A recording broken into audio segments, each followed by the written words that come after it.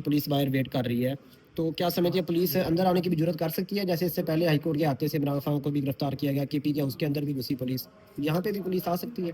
देखें, अगर पुलिस ये जसारत करती है कि वो बार के तकद्दुस को पामाल करने की कोशिश करती है, बार की तजलील करने की कोशिश करती है, तो ये इशू पाकिस्तान के तमाम बार्स का इशू बनेगा। वकला रेजिस्ट करेंगे। आपको इस बात का इल्म होगा, आज भी इस्लामाबाद बार ने हमारा भरपूर साथ दिया, पूरी रात इधर वो हमारे साथ रहे, और कल रात को कराची बार एसोसिएशन ने भी इस पर एक रेजोल्यूशन अडॉप्ट की है, और हमें यकीन है कि मुल्क की तमाम बार्स हमारे साथ अभी भी खड़ी हैं और आगे भी खड़ी रहेंगी।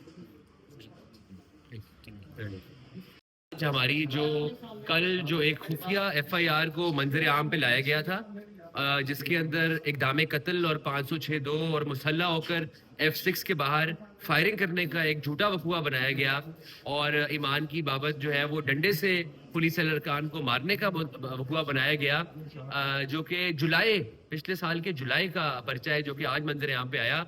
उस रिलीफ मिलने के फौरन बाद जब हम हाई कोर्ट से ट्रायल कोर्ट जा रहे थे जिरा करने के लिए, उसकी प्रोटेक्टिव बेल लगी हुई थी।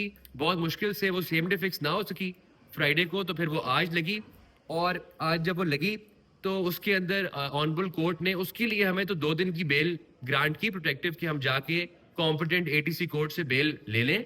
लेकिन उसके अंदर जब उनसे रिक्वेस्ट की गई कि आप काइंडली इसके अंदर हमें एनी अदर केस का भी कहें, क्योंकि पुलिस बाहर अभी भी मुआसरा कर कर खड़ी है और हमें अदालत तक जाने की रसाई नहीं देगी, हमें रस्ते में गिरफ्तार करेगी, ना हमें ट्रायल कोर्ट में जाके जिरा करने का मौका देगी।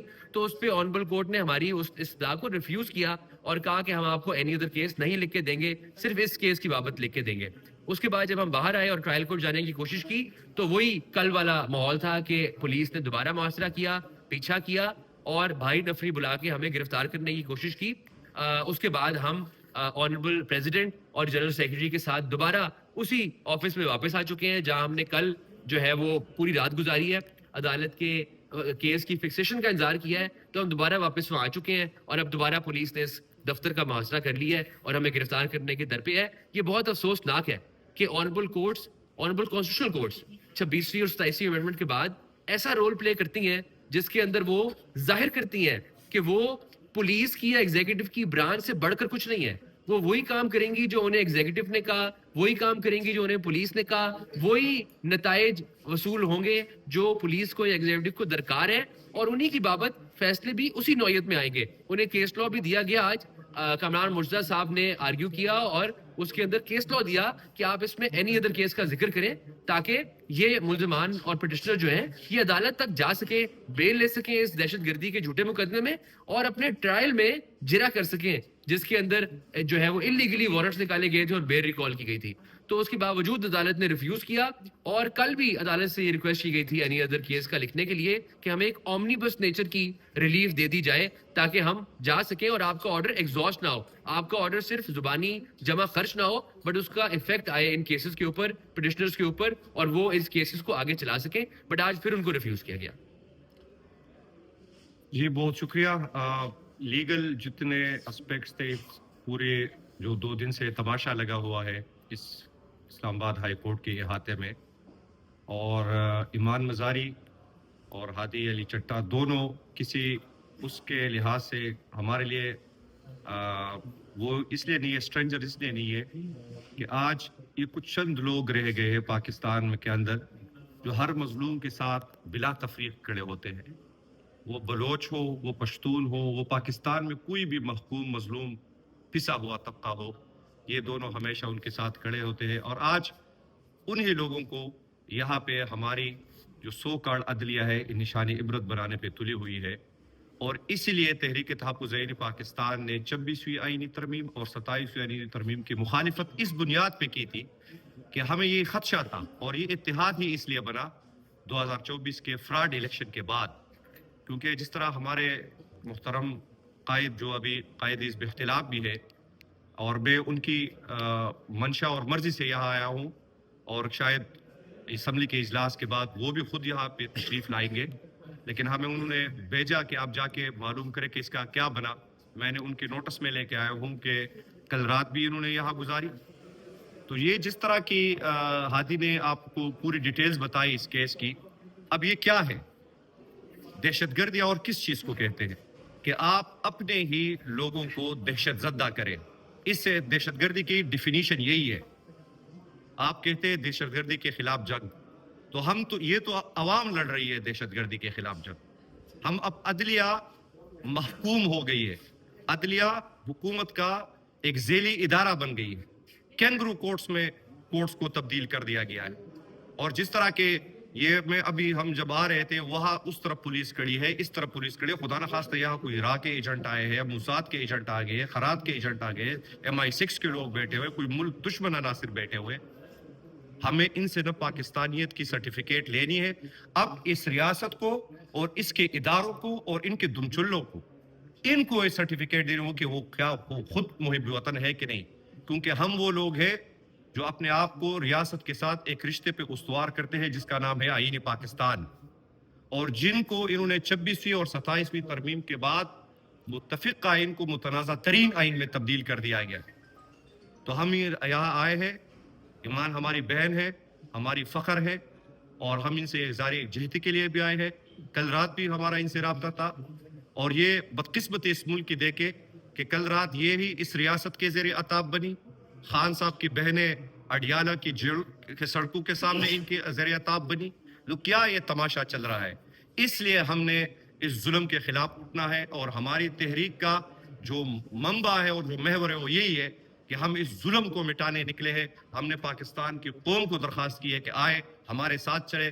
یہ کوئی سیاسی دیکھیں، تحریک تحفظ پاکستان شاید اپنی دانست میں پاکستان کی پہلی سیاسی الائنس ہے جو یار لوگوں کی انفلوئنس سے بھی آزاد ہے، ان کی مرضی اور منشا کے بغیر بنی ہے، اور ان کی مرضی اور منشا کے بغیر چل رہی ہے.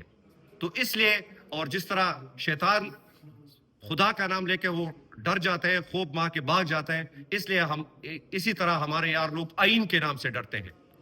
تو ہم اس آئین کا تحفظ کریں گے، ہم اس آئین کا دفاع کریں گے. یہ آپ آج ایمان مزاری کو گرفتار کر لیں تو کیا ہم چپ ہو جائیں گے؟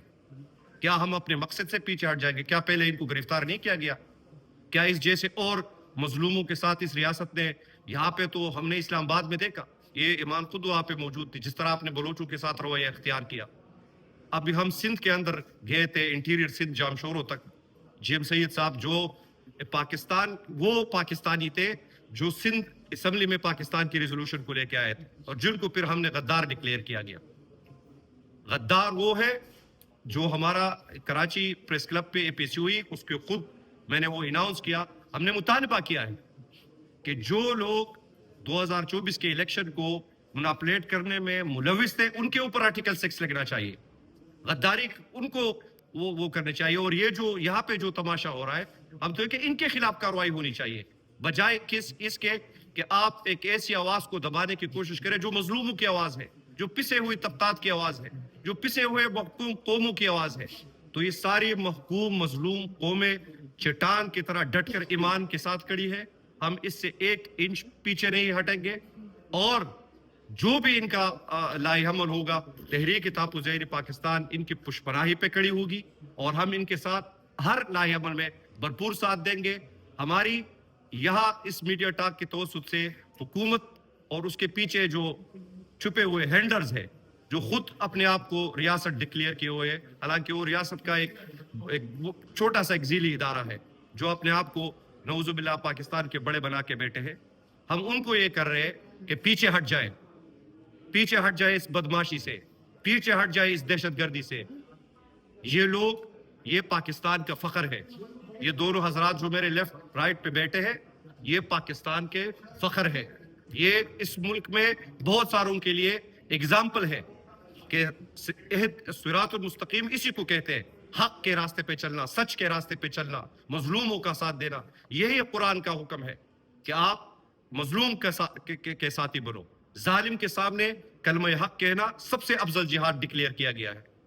تو یہ جو ہم یہاں پہ ایک خوف اور ہراس کا جو عالم پیدا کیا، اور جس طرح ہادی نے کہا کہ جان بوجھ کر وہ ججمنٹ میں ایسے لیکویمز چھوڑے جا رہے ہیں جس سے اگین ان کو ایک راستہ دیا جا رہا ہے کہ آ کے ان کو گرفتار کریں. ٹھیک ہے، آپ گرفتار کر لیں، کیا اس سے آپ کی عزت افزائی ہوگی؟ میں آنریبل کورٹ کو کہتا ہوں کہ اس سے آپ لوگ مزید آپ لوگوں کی بدنامی ہوگی. یہ آپ کے ماتھے پہ ایک اور کلک جو ہے نا ملی جائے گی. یہ مزید عدلیہ کو ایکسپوز کرے گی. تو اپنے گریبان میں سوچے, اپنے ادارے کی ریپوٹیشن کے لیے سوچے.